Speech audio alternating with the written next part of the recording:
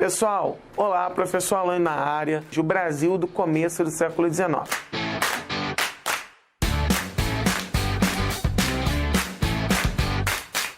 O que ele está querendo aqui trabalhar com vocês? Como é que era esse Brasil da época da independência do Brasil? Tá?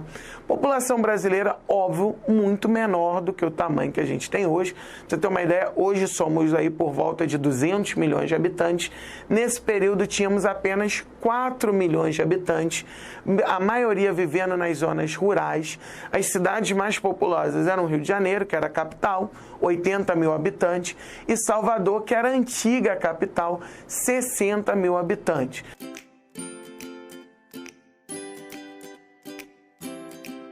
Então era um Brasil, como eu já falei, rural.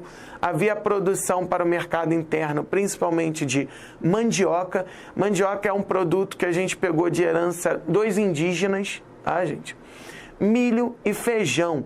Então era um alimento que abastecia o mercado interno no Brasil. Então, pessoal, você vê como o feijão já está no prato do brasileiro há muito tempo, né? A gente tinha também uma agricultura para exportação. Quais eram os produtos que o Brasil mais vendia para fora?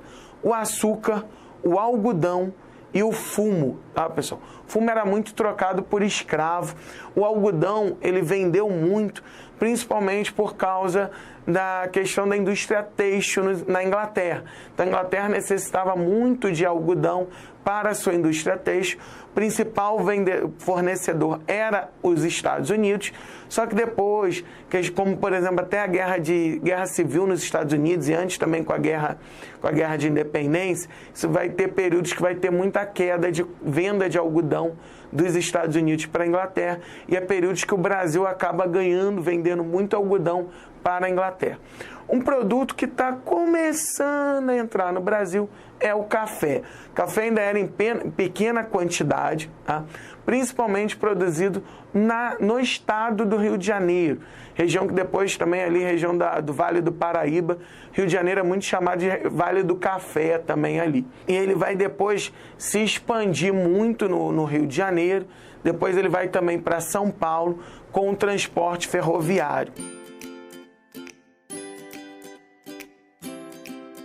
Era uma sociedade brasileira profundamente desigual. Havia uma desigualdade econômica muito grande. A gente tem que lembrar que a independência do Brasil, ela acaba fazendo com que o Brasil saia do comando de Portugal, e é toda aquela elite agrária que queria o fim dessa aliança, fim desse pacto com Portugal. Essa elite agrária, ela agora vai dominar o Brasil, tá? Então você tem essa elite, você tem uma classe média formada ali por profissionais liberais, advogados, médicos, alguns militares, essas coisas. Você tem uma grande camada pobre no Brasil e, maior ainda, escravos, tá, gente? E uma coisa também, você vai ter uma diferença de direitos políticos muito grande. Você vai ter uma Constituição que vai ser criada em 1824, que é a Constituição que vai vigorar por todo o período imperial brasileiro, em que ela coloca que a pessoa precisa ter renda, e dependendo da renda que ela tem, ela vai tendo mais ou menos direitos políticos. Então, dependendo da renda, ela pode votar. Dependendo da renda, ela pode se eleger para cargos mais baixos. Ou, se ela tiver muita renda, aí que ela vai realmente ter direito a todos os direitos políticos que poderia se ter naquele período.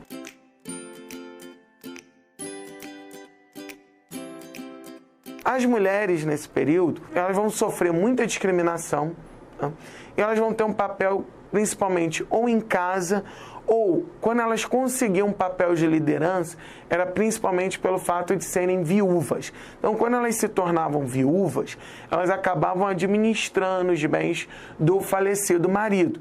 Mas as mulheres, principalmente mulheres de famílias de uma certa... gozavam de um certo dinheiro, né, ali, mulheres de elite, elas vão acabar ficando dentro de casa e depois até casando muito cedo e vivendo na casa do marido. Havia pouquíssimas mulheres alfabetizadas, participação política nenhuma. A mulher só vai conseguir ter participação política mesmo no século XX, ok? Mas você vai ter um exemplo que é a Nízia Floresta Brasileira, sim, o nome dela era esse mesmo, Nízia Floresta Brasileira, que ela vai traduzir um livro símbolo dos direitos da mulher, e depois ela vai viver um tempo em Paris.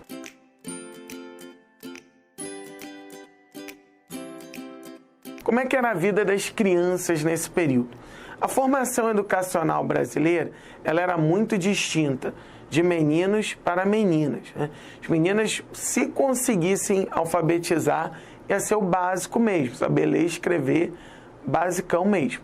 Os meninos, se fossem de famílias que tinham boas condições, eles iriam estudar até chegar à universidade para ocupar aí cargos, ou se tornar funcionário público, ou se tornar elite militar, ou se tornar advogados e tudo para administrar os negócios do pai. Agora, se fossem crianças pobres mesmo, poderiam até mesmo continuar analfabetas, tá? Era muito difícil, acesso à educação naquele período era muito difícil.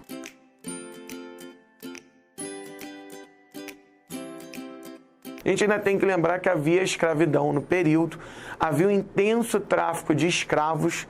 O Brasil ele vai se comprometer a acabar com a escravidão com a Inglaterra, mas ele vai enrolar a Inglaterra ao máximo nesse período, tá bom?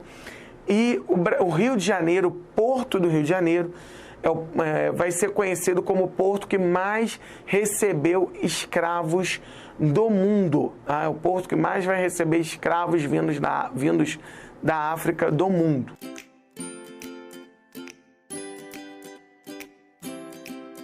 Você vai ter também uma população indígena ainda muito grande no Brasil, onde os indígenas vão ser taxados em dois grupos.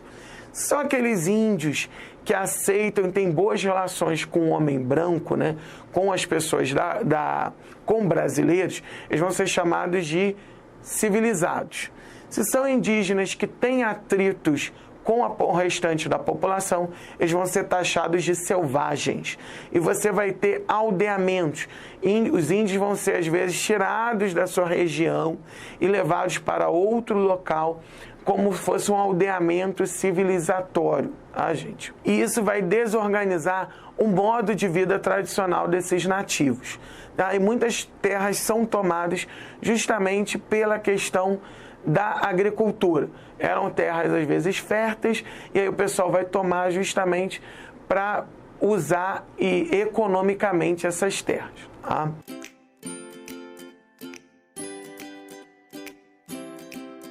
Dom Pedro ele vai criar a Constituição de 1824. Como assim? Simplesmente vai ser montada uma Assembleia Constituinte no Brasil, em 1823, e aí essa Constituição ela vai tentar limitar os poderes do imperador. Então a ideia era transformar no Brasil o que havia na Inglaterra, que havia a figura do primeiro-ministro. Dom Pedro I não vai aceitar isso, e aí ele vai mandar dissolver essa Assembleia Constituinte, e ele, com um grupo, vai criar a Constituição, que é chamada até por alguns de carta outorgada, porque ela é imposta à população. Não, Dom Pedro, com o Conselho de Estado, cria essa Constituição e cria os quatro poderes: executivo, legislativo e judiciário. Todos vocês conhecem, então, aí até hoje, mas ele também cria o moderador. O poder moderador era exercido por ele, criado por ele, exercido por ele, e da qual ele era irresponsável. Como assim? Ele não poderia ser responsabilizado criminalmente ou pela lei por qualquer decisão que ele tomasse usando o poder moderador. Então, resumindo, é meio que uma forma de você adaptar o absolutismo a essa tripartição de poderes, acrescentando esse quarto poder. Você vai ter um aumento das desigualdades sociais por causa também, como eu já falei, do voto censitário. Eu falei, a Constituição, ela cria ele estabelece uma renda para votar ou ter direitos políticos. Óbvio que nem todo mundo vai aceitar isso. Você vai ter a criação da Confederação do Equador. O que foi a Confederação do Equador? Simplesmente aquela região ali do Nordeste, que já teve a experiência da insurreição pernambucana, vai se revoltar contra a criação da Constituição de 1824.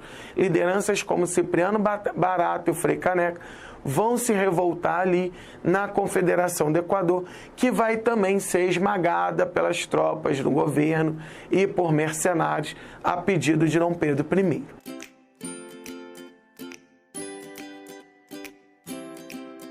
O Brasil também vai ter alguns problemas internacionais.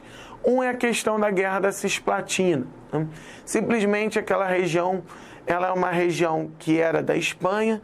Dom João invade aquela região em retaliação ao fato de que a Espanha se associou à França no período das guerras napoleônicas. E o Brasil, depois da independência, mantém o domínio daquela região. Por quê? Quem domina aquela região, que hoje é conhecida como Uruguai, controla o que entra e o que sai do Rio da Prata. O que deixava, por exemplo, a Argentina preocupada, porque o principal porto era de Buenos Aires e teria que passar pelo território da Cisplatina. E aí, simplesmente, você vai ter um conflito entre Brasil e Argentina pelo domínio da Cisplatina. Resumindo, não fica nenhum dos dois com aquela região. Aquela região, a Inglaterra também vai intervir, porque tinha interesse naquela região que houvesse livre comércio para a Inglaterra, porque era jogo para a Inglaterra, e aí é criado o país Uruguai por causa disso. Outra situação é a sucessão do trono em Portugal. Simplesmente, Dom João VI morre, e aí Dom Pedro vai voltar para Portugal, o Brasil vai voltar a ser colônia de Portugal, e tudo isso gerou insegurança. Dom Pedro I renuncia ao trono e casa sua filha com o irmão dele. Tudo um casamento arranjado para fazer com que resolvesse o problema lá. Só que o irmão, Dom Miguel, vai afastar a garota e vai dominar de forma absoluta Portugal. Isso vai fazer com que Dom Pedro I pegue dinheiro em nome do Brasil para financiar uma guerra em Portugal, que também vai gerar problemas com a elite brasileira por causa disso. Outra coisa é a pressão inglesa pelo fim da escravidão. A Inglaterra queria o fim da escravidão no Brasil e o Brasil estava enrolando a Inglaterra ao máximo, tá, gente? E isso fez essa situação da Guerra da Cisplatina, a sucessão do trono português, a pressão inglesa, a crise econômica no Brasil, porque o Brasil não tinha nenhum produto que competisse muito com e fosse muito aceito no mercado internacional, forçassem a renúncia de Dom Pedro I, que também era visto como uma figura autoritária.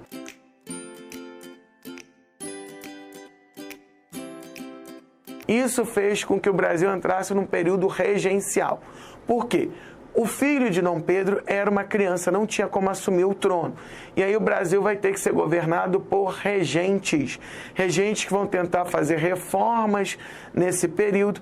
Você vai ter também várias revoltas no Brasil, porque é um período que simplesmente algumas pessoas vão se revoltar por ver que não houve nenhuma mudança entre o que era o Brasil como colônia e o Brasil hoje independente.